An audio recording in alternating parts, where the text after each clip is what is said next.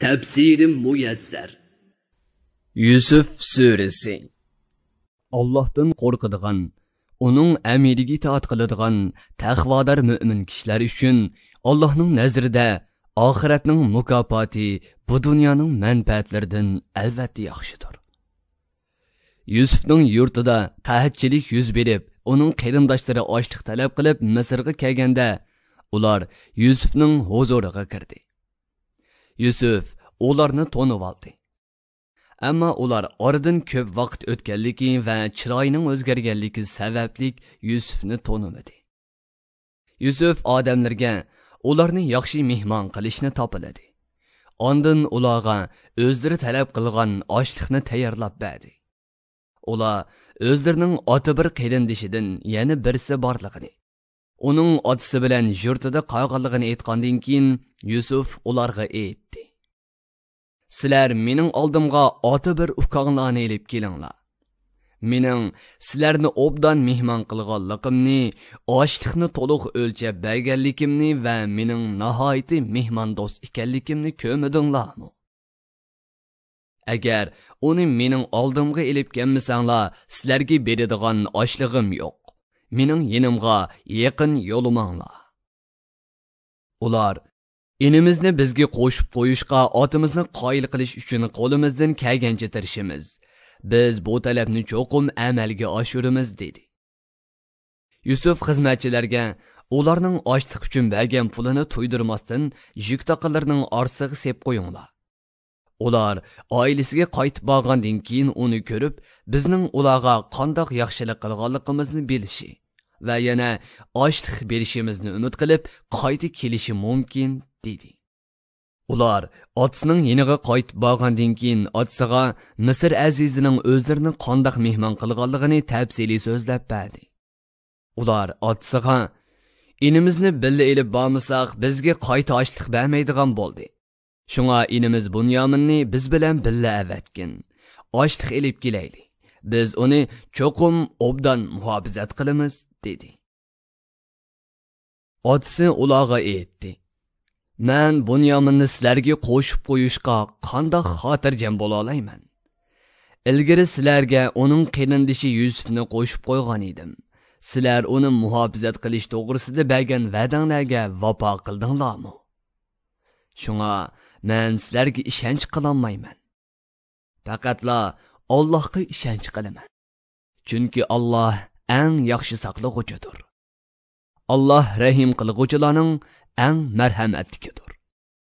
Rabbimning menga rahim qilishini va o'g'limni menga qaytarib berishini umid qilaman."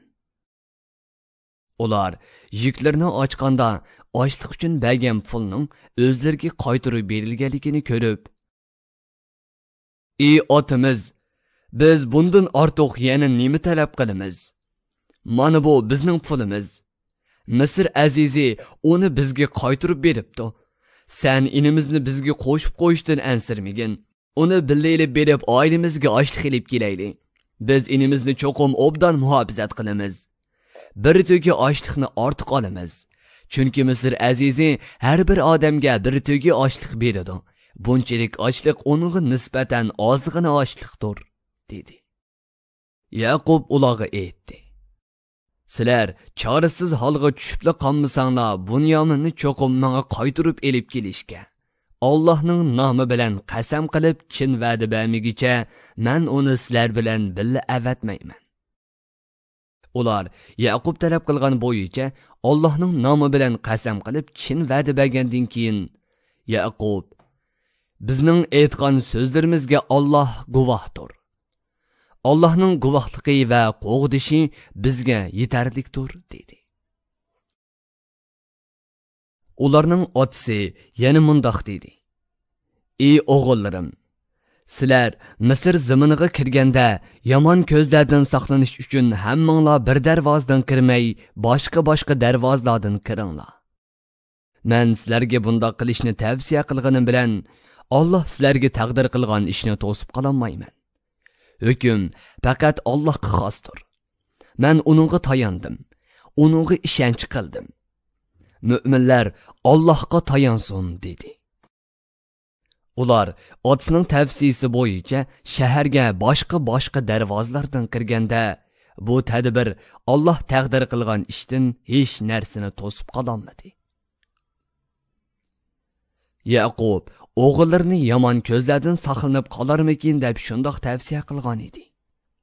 Sheksizki, Yaqub Allohning vahiysi va ta'limoti soyasida dinning ishlarini nihoyat yaxshi bilgan katta ilm ahli edi. Lekin kishilarning to'lisi ishlarning oqibatini va shay'larning nozik tarafini bilmaydi. Yaqub alayhissalom bilgan diniy masalalarni texmo bilmaydi.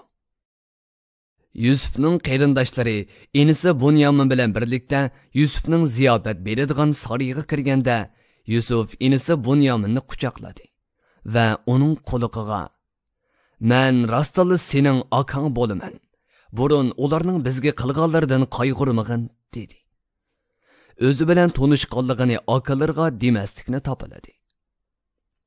Yusuf ularga beradigan oshliqni tayyorlab to'ygunlarga ortib bo'lgandan keyin xizmatkorlardan birini bo'ylab o'zining suv qochisini inisi Bunyaminning yuki ichiga to'ydirmay sep qo'yg'azdi.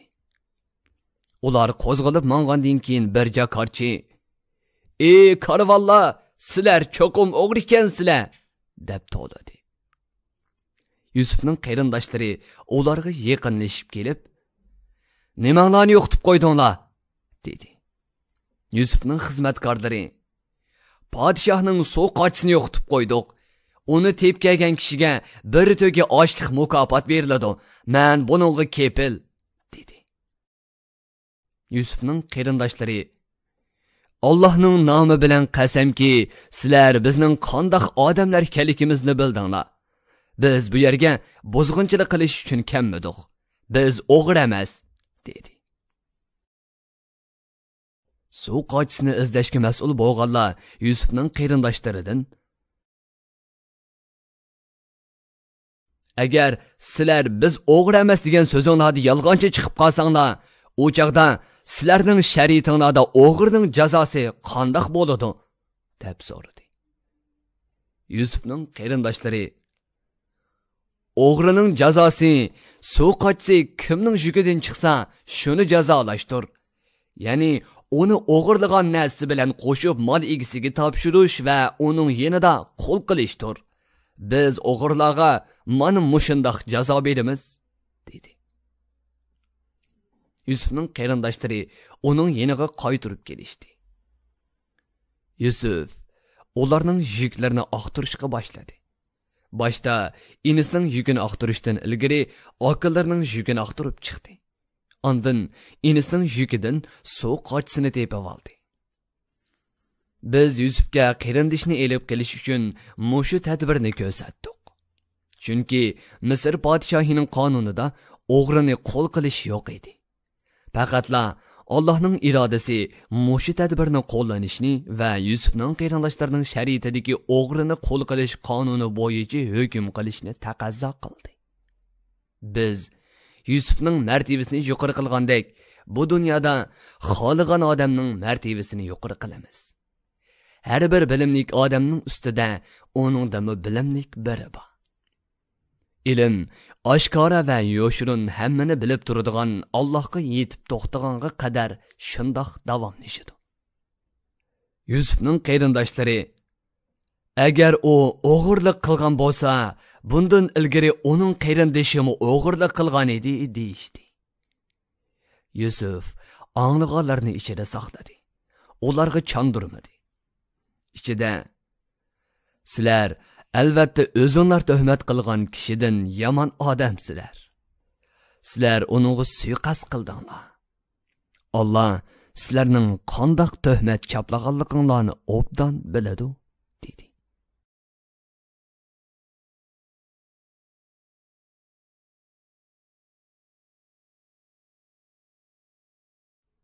Ular otasiga bergan va'dasiga vafo qilish uchun Yusufdan marhamat tilab, "Ey aziz, Bunyaminning yashinib qolgan bir otasi bor. Otasi uni ko'masa turolmaydi, chunki uni bak yaxshi ko'radi. Shunga uning o'rniga bizning birimizni ep qo'ygin. Sheksizki, biz seni bizga va boshqa hamma odamga yaxshilik qiladigan zot deb qaraymiz, dedi.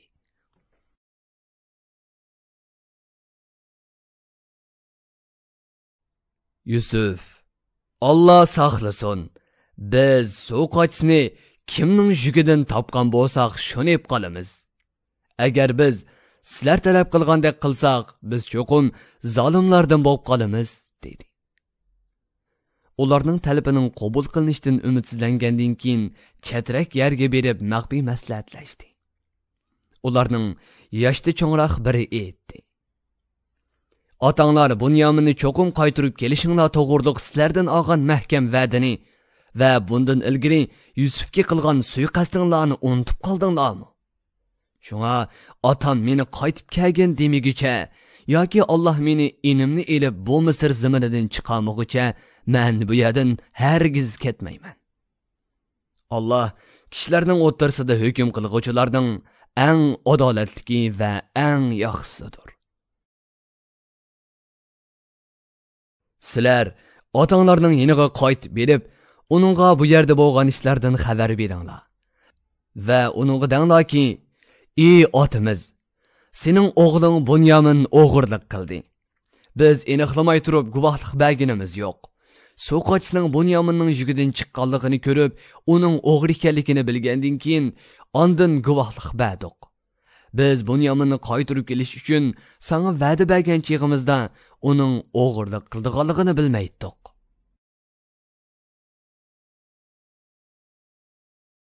Ular otasining yeniga qaytib berib, ahvolni aytib berishdi va uningga dedi: "Ey otimiz, agar bizga ishonmasang, Misrliklardan va u yerda biz bilan birga bo'lgan karvondan so'rab boqqin. Biz sana cho'qim rost gap qilyapmiz." Yaqub o'g'illarining so'zlarini anglab bo'lib ularga: "Balki nafsinglar sizlarga yomon ishni chiroyli ko'rsatdi-da, shuning bilan sizlar uningga ilgari Yusufga suiqasd qilgandek suiqasd qildinglar. Men faqat chiroyliqcha sabr qilaman. Allohning menga Yusuf, Bunyamin va Rubil qatorliq 3 o'g'limning hammasini keltirib berishini umid qilaman. Sheksizki, Alloh mening ahvolimni bilib turg'uchidir. Barliq tadbirlarda hikmat bilan ish qilg'uchidir, dedi. Yaqub ochchig'ini ichiga yutgan holda o'g'illaridan yuzini o'rib: Yusuf, dedi.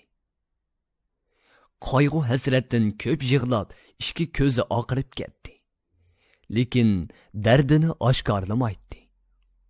O'g'illari Allohning nomi bilan qasamki, sen Yusufni ko'p o'ylab, o'zingni yo'qitib qo'yadigan yoki halok qiladigan bo'lding.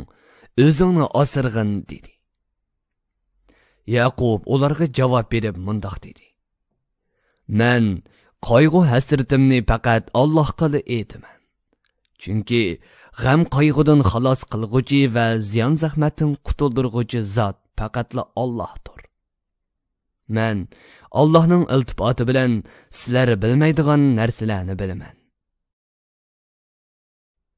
Ey o'g'illarim, Misrga qaytib beringlar. Yusuf bilan uning inisini izlanglar. Allohning rahmatidan umidinglarni uzmanglar. Shubhisizki, Allohning qudratini inkor qiladigan kofir qavmdan boshqasi Allohning rahmatidan umidsizlanmaydi. Ular Misrga yetib borgandan keyin Yusufning huzuriga kirib: "Ey aziz, bizga va oilamizga ocharchilik yetdi. Sening oldinga nachar, o'tmas mollanib kelib qoldik. Elib kelgan narsamiz nachar bo'lsa-mu, sen bizga burun bergandek ochliqni to'liq bergin. Bizga yaxshilik qilgin. Sheksizki, Alloh muhtojlarga yaxshilik qilguvchilarning mukofotini beradi." dedi. Yusuf ularning gaplarini anglab, ularga ich og'ritdi va o'zini tonishtirib: "Sizlar nodon vaqtinglarda Yusuf bilan uning inisiga qandoq yomonlik qilganliginglarni bilamsizlar?" dedi. Ular: "Sen rostli Yusufmi?" dedi. Yusuf: "Ha, men Yusuf bo'laman. Bu mening inim. Allah haqiqatan bizga rahim shafqat qilib, bizni uzun yillik ayrılışdan keyin birlashtirdi. Chunki kimki Allohdan qo'rqib, qiyinchiliklarga sabr qiladigan, sheksizki Allah uning qilgan yaxshi ishlarining mukofotini bekor qilib etmaydi. Uni eng yaxshi darajada mukofotlaydi dedi. Ular Allah'ның nomi bilan qasamki, Allah haqiqatan seni ilmda, ig'ir besiqliqda va fazli karamda bizdan ortiq qilibdi. Biz sana va inoga yomonlik qilib, haqiqatan xato ish qilibdik, deyishdi. Yusuf ularga aytdi: Bugun sizlar qoyishga uchirmaysizlar. Allah sizlarni kechirsin. Allah gunohiga tavba qilgan bandalarga nihoyat rahim qilg'uchidir. Yusuf ulardan otasining ahvolini so'rab edi. Ular otasining ko'p yig'lab ko'zi ko'mas bo'lib qolganligini aytdi. Ondan Yusuf ularga: Sizlar mening bu ko'nglikimni otamning yeniga elib berib, uning yuziga yepinglar. Ko'zi echiladi. Ondan butun oila tavallarini mening yenimga elib beringlar. Tafsirim muyassar. Bir guruh o'dmalar nashrga tayyorlangan chaqda Yaqub tarjima qilguvchi Muhammad Yusuf Muhammad oljib qopdi deb masxara qilmasanglar. Abdurahim men rostilla Yusufning korrektor Abdul Aziz Aqhun 2020-yili yanvar 1-nashr. nomi bilan qasamki, sen texcha Teklimakan Uyg'ur nashriyoti tarafidan nashr qilingan. Zadala unutib Mikrofon oldida İmran Abdug'ani Sadai. Bu asar avlod detallarida tarqitildi.